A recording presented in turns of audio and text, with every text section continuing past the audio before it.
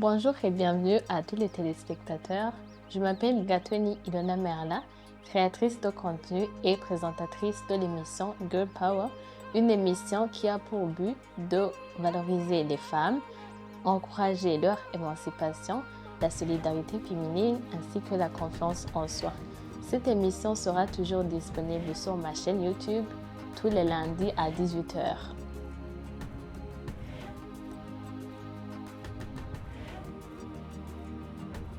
Aujourd'hui, je voudrais qu'on parle de la confiance en soi chez les femmes.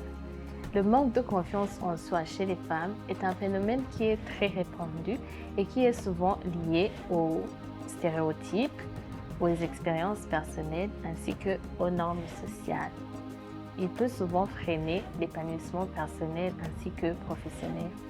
Je vais vous partager 5 règles qui m'ont permis de gagner beaucoup plus confiance en moi. Je suis sûre que si vous le pratiquez quotidiennement, vous allez pouvoir gagner aussi une confiance en vous. La première règle, c'est arrêter d'être un people pleaser. Alors, vous l'aurez compris, un people pleaser est une personne qui a intérêt à plaire aux autres. C'est un peu comme une marionnette des opinions des autres.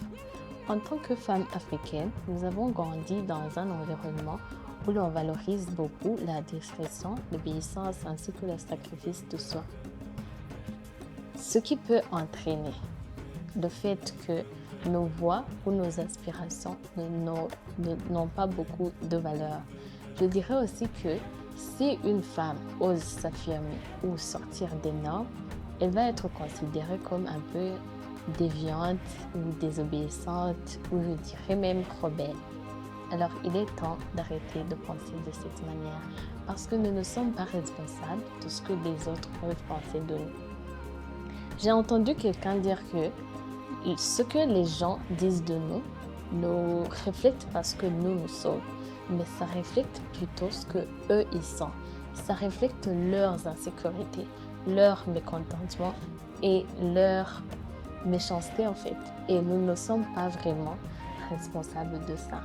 Alors, il ne faut pas tenir à ce que nous plaisons à d'autres personnes. Faisons les choses comme nous l'entendons, comme nous le voulons et comme nous voyons que ça peut nous ramener quelque chose. La deuxième règle, c'est travailler sur notre mentalité. Notre mentalité peut briser notre confiance en soi lorsqu'elle est dominée par des pensées négatives. Et ces pensées négatives ne sont autres que je vais échouer, personne ne m'aime, je ne mérite pas ça, je ne suis pas capable. Alors ce genre de pensée peut alimenter un cycle de doute et d'auto-sabotage sur nous-mêmes.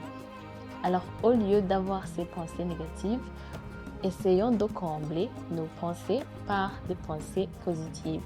Parce qu'au fur et à mesure que nous ayons des pensées négatives, ils vont plus tard devenir des croyances et nous allons plutôt croire que nous ne sommes pas capables alors qu'au contraire nous sommes capables, que nous ne méritons pas de bonnes choses alors qu'au contraire nous méritons bien sûr de bonnes choses. Alors il faut arrêter ce dialogue intérieur négatif parce que notre mentalité peut soit amplifier notre potentiel ou bien l'étouffer. À nous d'y travailler pour donner une place à cette mentalité de croissance.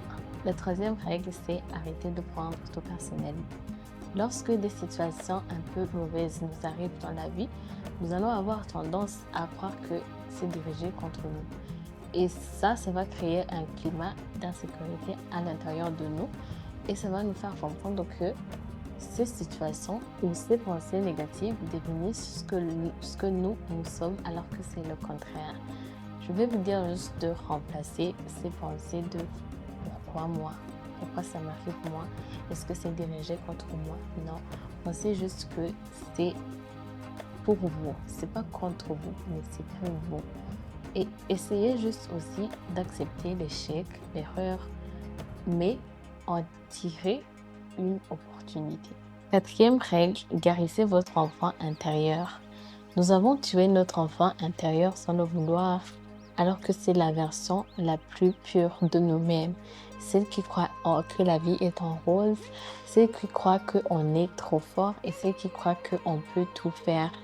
En réprimant nos émotions, par exemple en s'empêchant de pleurer, ne pas faire de caprices ou bien ne pas déranger, mais aussi nos besoins et notre spontanéité.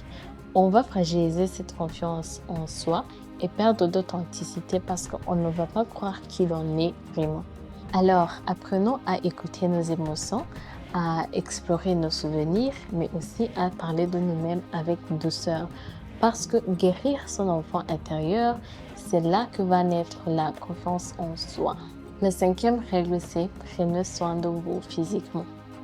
Prendre soin de nous physiquement renvoie un message clair au cerveau. Je mérite mieux, je mérite de l'attention, je mérite de l'amour. Et attention, ce n'est pas superficiel, non, c'est fondamental. Lorsque on prend soin de nous physiquement, par exemple en faisant du sport, ça va nous rendre un peu plus énergétiques ou bien souples. Se laver, s'hydrater la peau, faire sa manicure, choisir sa coiffure, choisir aussi sa tenue, ce sont des gestes vraiment très simples mais qui sont très puissants. Ils nous rappellent que nous sommes importantes, que nous méritons la douceur, mais aussi le temps. Alors ne négligez pas surtout l'apparence physique de vous-même. Ça, ce sont les 5 règles qui m'ont permis à améliorer la confiance en moi. Et vous, qu'est-ce qui vous a permis à améliorer la confiance en vous? Vous pouvez le partager dans les commentaires pour que les autres puissent le voir.